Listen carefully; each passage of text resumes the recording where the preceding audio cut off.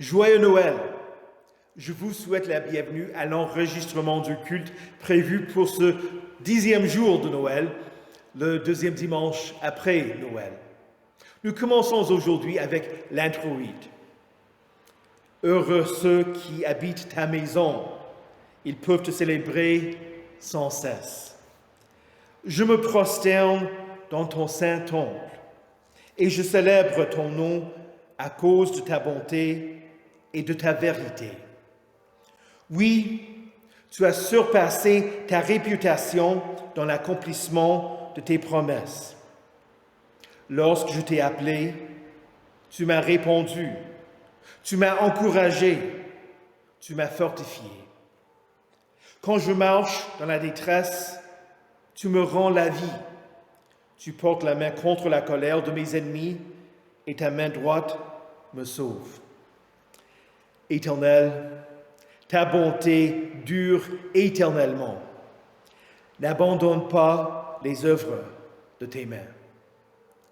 Au nom du Père et du Fils et du Saint-Esprit. Amen. Confessons nos péchés. Dieu Tout-Puissant, notre Créateur et notre Père, nous reconnaissons et nous confessons que nous avons péché contre toi en pensée, en parole et en acte. Nous venons chercher refuge en ta miséricorde. Aie pitié de nous, pauvres pécheurs, et pardonne-nous toutes nos fautes, pour l'amour de Jésus-Christ notre Seigneur. Aide-nous, par ton Saint-Esprit, à mieux connaître ta sainte volonté et rends-nous obéissants à ta parole. Par Jésus-Christ, ton Fils, notre Sauveur. Amen. Un ange du Seigneur apparut à Joseph dans un rêve et lui dit, « Joseph, descendant de David, n'aie pas peur de prendre Marie pour femme, car l'enfant qu'elle porte vient du Saint-Esprit. Elle mènera au monde un fils, et tu lui donneras le nom de Jésus, car c'est lui qui sauvera son peuple de ses péchés. Jésus vous a sauvés de vos péchés. N'aie pas peur, allez en paix, au nom du Père et du Fils et du Saint-Esprit. Amen. Prions le Seigneur. Dieu Tout-Puissant, en ton Verbe fait chair, une lumière nouvelle nous envahit. Puisqu'elle éclaire déjà nos cœurs par la foi, fais qu'elle resplendisse dans toute notre vie, par Jésus-Christ, ton Fils, notre Seigneur, qui vit et règne avec toi et le Saint-Esprit, un seul Dieu, maintenant et pour les siècles des siècles. Amen. L'Ancien Testament pour ce deuxième dimanche après Noël se trouve dans Jérémie au chapitre 31, les versets 10 à 13. Nations, écoutez la parole de l'Éternel et annoncez-la dans les îles lointaines.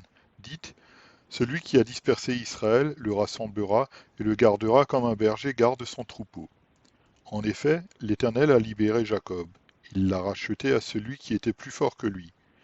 Ils viendront et pousseront des cris de joie sur les hauteurs de Sion. Ils accourront vers les biens de l'Éternel, le blé, le vin nouveau, l'huile, le petit et le gros bétail. Leur vie sera pareille à un jardin arrosé, et ils ne dépériront plus. Alors les jeunes filles se réjouiront en dansant, les jeunes hommes et les vieillards se réjouiront ensemble. Je changerai leur deuil en joie, et je les consolerai, je les rendrai joyeux après leur chagrin. Ici prend fin la lecture de l'Ancien Testament. L'épître du jour se trouve dans Éphésiens 1, les versets 3 à 14. Béni soit le Dieu et Père de notre Seigneur Jésus-Christ, qui nous a bénis de toute bénédiction spirituelle dans les lieux célestes en Christ. En lui, Dieu nous a choisis avant la création du monde pour que nous soyons saints et sans défaut devant lui. Dans son amour, il nous a prédestinés à être ses enfants adoptifs par Jésus-Christ. C'est ce qu'il a voulu dans sa bienveillance, pour que nous célébrions la gloire de sa grâce, dont il nous a comblés dans le bien-aimé. En lui, par son sang, nous sommes rachetés, pardonnés de nos fautes, conformément à la richesse de sa grâce. Dieu nous l'a accordé avec abondance, en toute sagesse et intelligence. Il nous a fait connaître le mystère de sa volonté, conformément au projet bienveillant qu'il avait formé en Christ, pour le mettre à exécution lorsque le moment serait vraiment venu, à savoir de tout réunir sous l'autorité du Messie, aussi bien ceux qui est dans le ciel que ceux qui est sur la terre. En lui nous avons été désignés comme héritiers, ayant été prédestinés suivant le plan de celui qui met tout en œuvre conformément aux décisions de sa volonté, pour servir à célébrer sa gloire, nous qui avons par avance espéré dans le Messie. En lui vous aussi, après avoir entendu la parole de la vérité, l'évangile qui vous sauve, en lui vous avez cru et vous avez été marqués de l'empreinte du Saint-Esprit qui vous a été promis. Il est le gage de notre héritage en attendant la libération de ceux que Dieu s'est acquis pour célébrer sa gloire. Ici prend fin la lecture de l'épître du jour. L'évangile du jour se trouve dans Jean, chapitre 1, des versets 1 à 18. Au commencement, la parole existait déjà. La parole était avec Dieu et la parole était Dieu. Elle était au commencement avec Dieu. Tout a été fait par elle et rien de ce qui a été fait n'a été fait sans elle. En elle, il y avait la vie, et cette vie était la lumière des êtres humains. La lumière brille dans les ténèbres, et les ténèbres ne l'ont pas accueillie. Il y eut un homme envoyé par Dieu, son nom était Jean. Il vint comme témoin pour rendre témoignage à la lumière, afin que tous croient par lui. Il n'était pas la lumière, mais il vint pour rendre témoignage à la lumière. Cette lumière était la vraie lumière qui, en venant dans le monde, éclaire tout être humain. Elle était dans le monde, et le monde a été fait par elle. Pourtant, le monde ne l'a pas reconnue. Elle est venue chez les siens, et les siens ne l'ont pas accueillie. Mais à tous ceux qui l'ont acceptée, à ceux qui croient en son nom, elle a donné le droit de devenir enfants de Dieu, puisqu'ils sont nés non du fait de la nature, ni par une volonté humaine, ni par la volonté d'un mari, mais qu'ils sont nés de Dieu. Et la parole s'est faite homme, elle a habité parmi nous pleine de grâce et de vérité, et nous avons contemplé sa gloire, une gloire comme celle du Fils unique venu du Père. Jean lui a rendu témoignage et s'est écrié. C'est celui à propos duquel j'ai dit, celui qui vient après moi m'a précédé, car il était avant moi. Nous avons tous reçu de sa plénitude et grâce sur grâce. En effet, la loi a été donnée à travers Moïse, mais la grâce et la vérité sont venues à travers Jésus-Christ. Personne n'a jamais vu Dieu. Dieu le Fils unique, qui est dans l'intimité du Père, est celui qui l'a fait connaître. Ici prend fin la lecture de l'évangile du jour. Heureux ceux qui écoutent la parole de Dieu et qui la gardent. Je crois en Dieu, le Père Tout-Puissant, Créateur du ciel et de la terre. Je crois en Jésus-Christ, son Fils unique, notre Seigneur, qui a été conçu du Saint-Esprit et qui est né de la Vierge Marie. Il a souffert sous Ponce Pilate, il a été crucifié, il est mort, il a été enseveli, il est descendu aux enfers. Le troisième jour, il est ressuscité des morts, il est monté au ciel, il siège à la droite de Dieu, le Père Tout-Puissant, et il viendra de là pour juger les vivants et les morts. Je crois au Saint-Esprit, la Sainte Église universelle, la communion des saints, la rémission des péchés, la résurrection de la chair et la vie éternelle. Amen.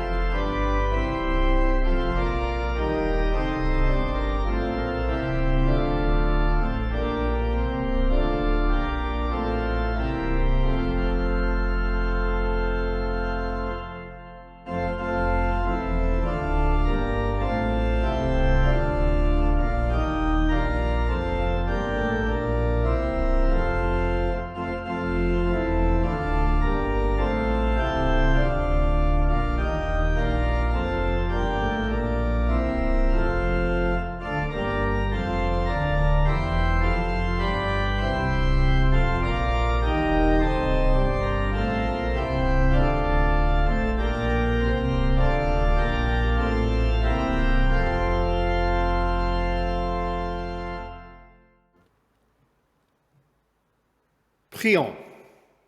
Ô Père céleste, lorsque les temps ont été accomplis, tu as envoyé ton Fils, né d'une femme, né sous la loi, afin qu'il rachète ceux qui étaient sous la loi, afin que nous recevions l'adoption.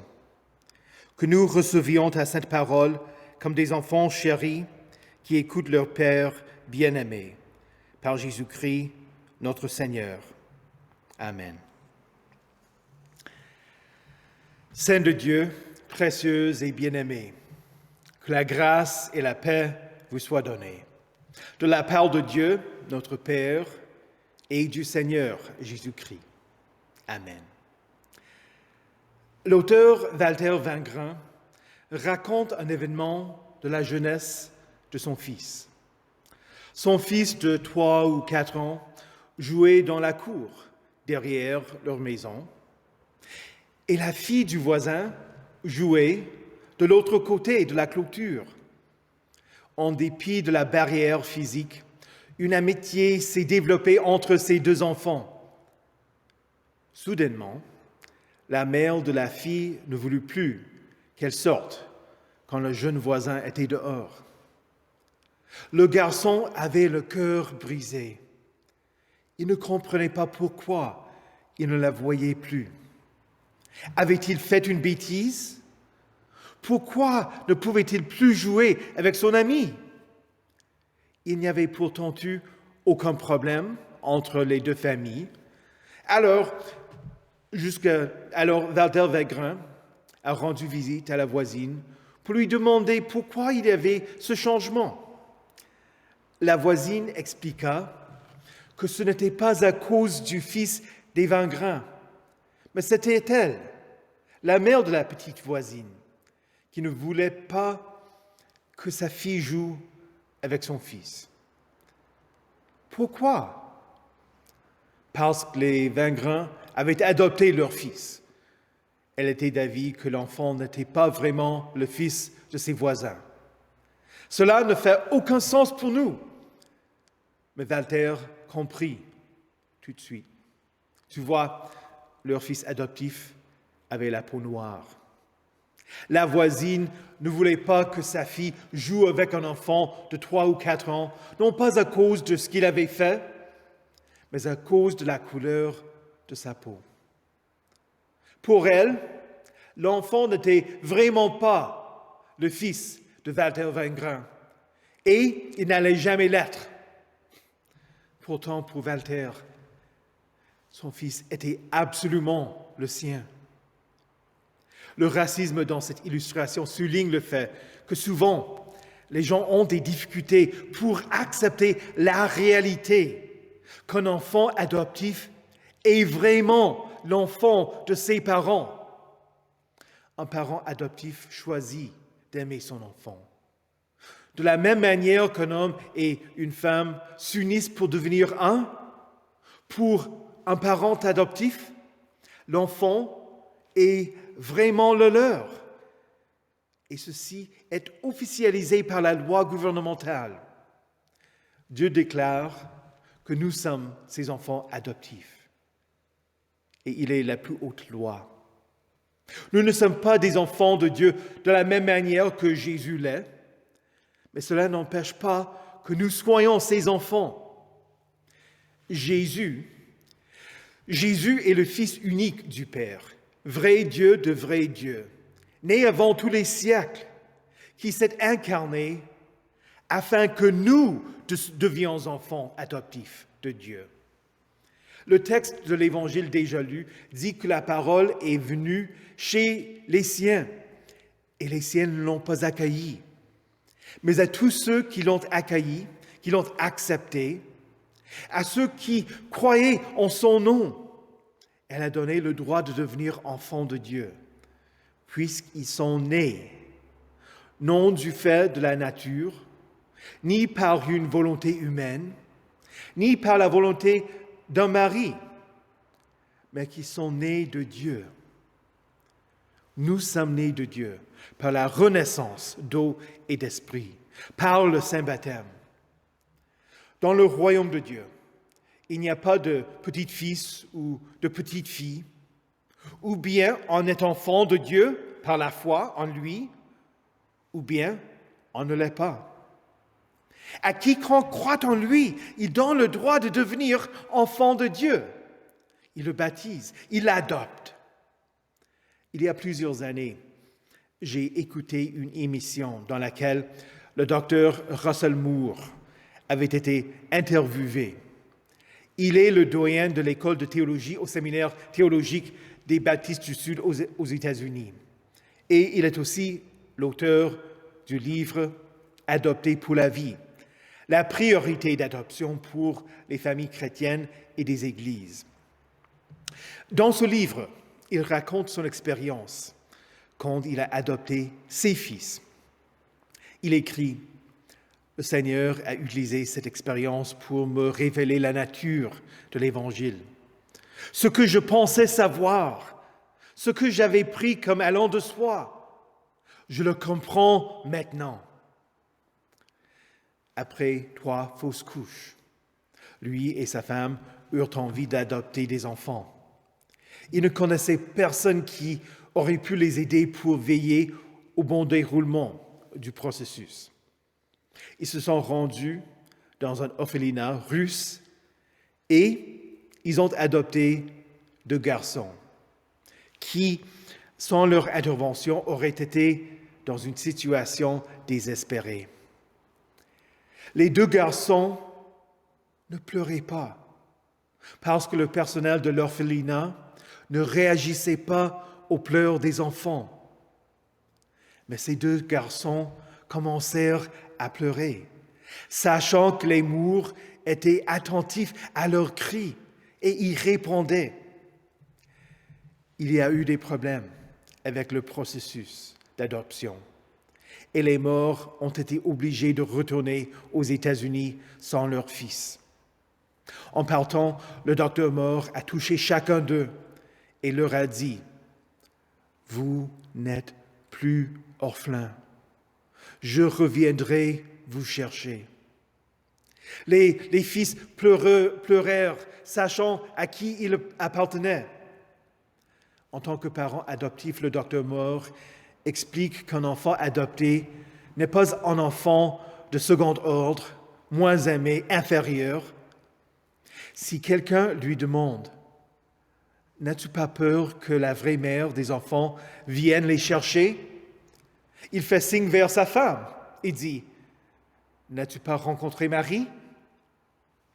Par cette réponse, il veut dire que sa femme est leur vraie mère et qu'il est leur vrai père.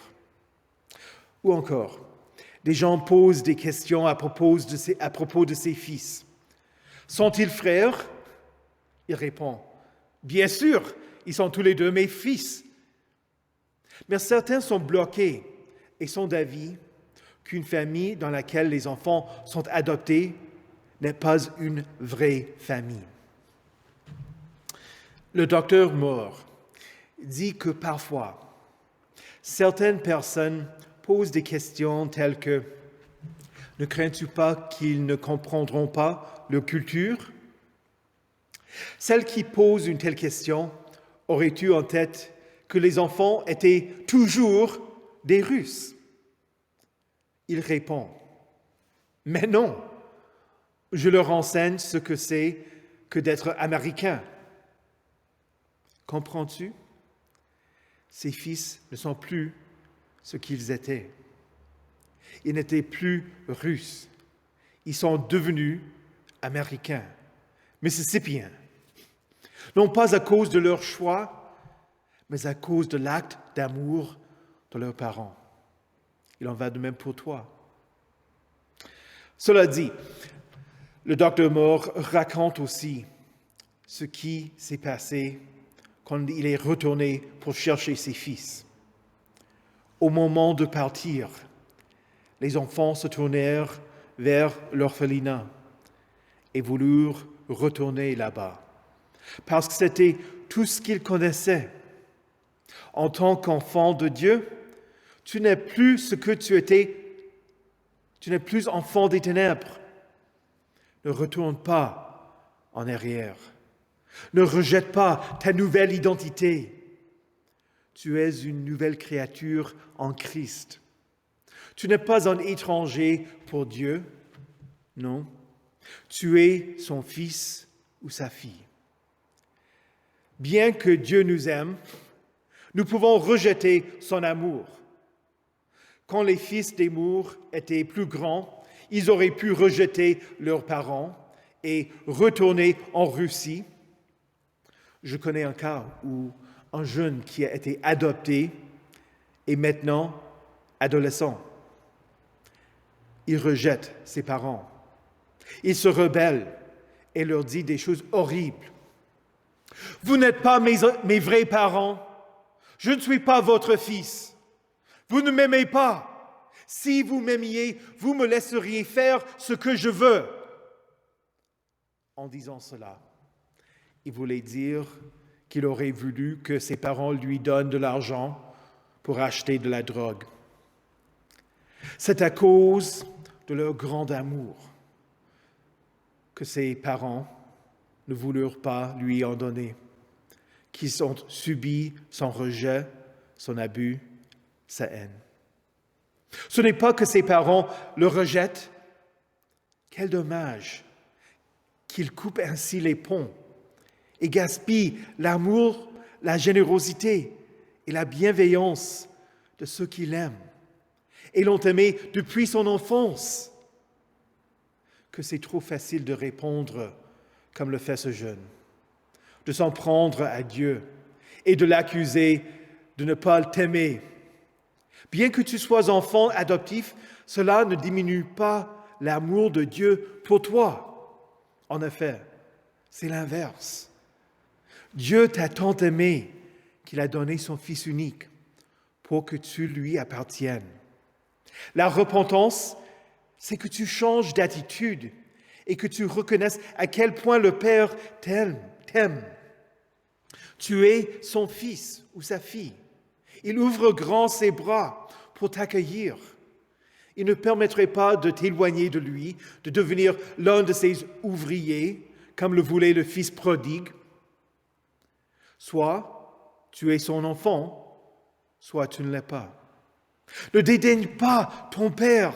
Ne renie pas ton identité en tant qu'enfant de Dieu. Vis comme son enfant chéri.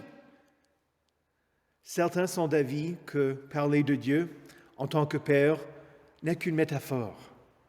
Mais ils ont tort. Dieu est ton vrai Père. Il se charge de ton bien-être. Il te corrige. Il t'enseigne comment vivre.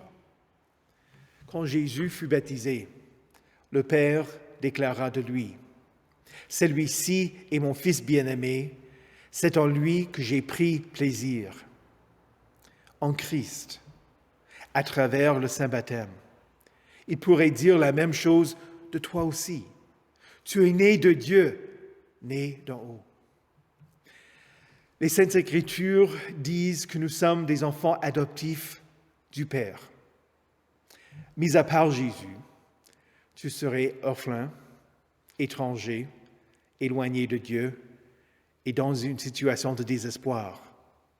Tu ne recevrais pas d'héritage, mais en Jésus, tu as accès au Père. Son Père devient ton Père. Ses frères et sœurs deviennent les tiens. Réjouis-toi. Tu ne t'appartiens pas à toi-même, mais tu as été racheté. Tu as reçu un esprit d'adoption par lequel tu cries « Abba, Père ».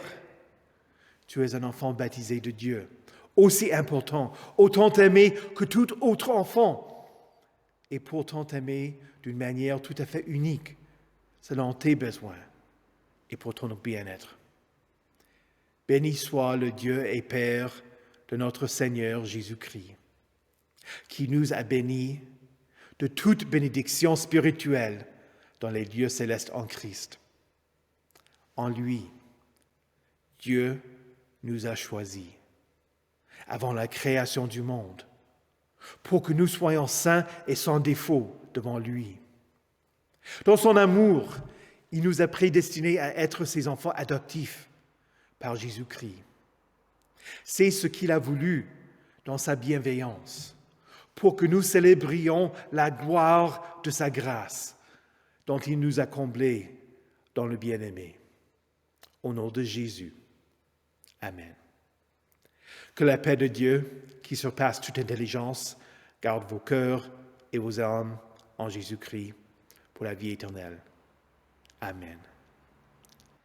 Prions le Seigneur. Seigneur, notre Dieu, nous te bénissons de ce que tu as déchiré les cieux, comme te le demandaient les croyants d'Israël. Tu es venu en la personne de ton Fils Jésus dans ce monde de péché, de ténèbres, de souffrance et de mort. Dans notre foi au Christ Sauveur, pour ceux qui ne reconnaissent pas en lui le libérateur promis, pour ceux qui souffrent trop pour croire encore leur libération possible, pour ceux que les premières lueurs d'un jour meilleur remplissent d'espoir, nous te prions, Seigneur. Dans notre espérance de la justice et de la paix, pour les prophètes d'aujourd'hui qui réveillent nos consciences, pour ceux qui luttent, qui sont emprisonnés et torturés, pour ceux qui meurent afin qu'advienne plus de justice et que s'établisse la paix, pour ceux qui les combattent, les emprisonnent, les torturent, les mettent à mort, nous te prions, Seigneur. Entre la crainte et l'espoir, pour les habitants de Bethléem et d'Israël, juifs et palestiniens, et pour tous les habitants du monde, pour que la justice et la paix règnent sur la terre où est né le Sauveur. Nous te prions, Sauveur. Dans la joie, l'amitié et l'action de grâce, pour nos parents, nos amis, nos communautés, pour chacun de nos frères présents ou absents, nous te prions, Seigneur. Ô Dieu tout-puissant et miséricordieux, fais luire dans le monde la lumière de ton évangile, que la bonne nouvelle du Sauveur que tu lui as donnée soit proclamée et crue, pour que beaucoup d'hommes trouvent le chemin de la vie éternelle. Nous te le demandons au nom de Jésus-Christ, le Prince de la paix, qui nous a enseigné à prier. Notre Père, qui es aux cieux, que ton nom soit sanctifié, que ton règne vienne, que ta volonté soit faite sur la terre comme au ciel. Donne-nous aujourd'hui notre pain de ce jour. Pardonne-nous nos offenses, comme nous pardonnons aussi à ceux qui nous ont offensés. Et ne nous laisse pas entrer en tentation, mais délivre-nous du mal. Car c'est à toi qu'appartiennent le règne, la puissance et la gloire, au siècle des siècles. Amen. Recevez la bénédiction de l'Éternel. Que le Seigneur vous bénisse et vous garde. Que le Seigneur fasse luire sa face sur vous et qu'il vous accorde sa grâce. Que le Seigneur tourne son visage vers vous et vous donne sa paix. Amen.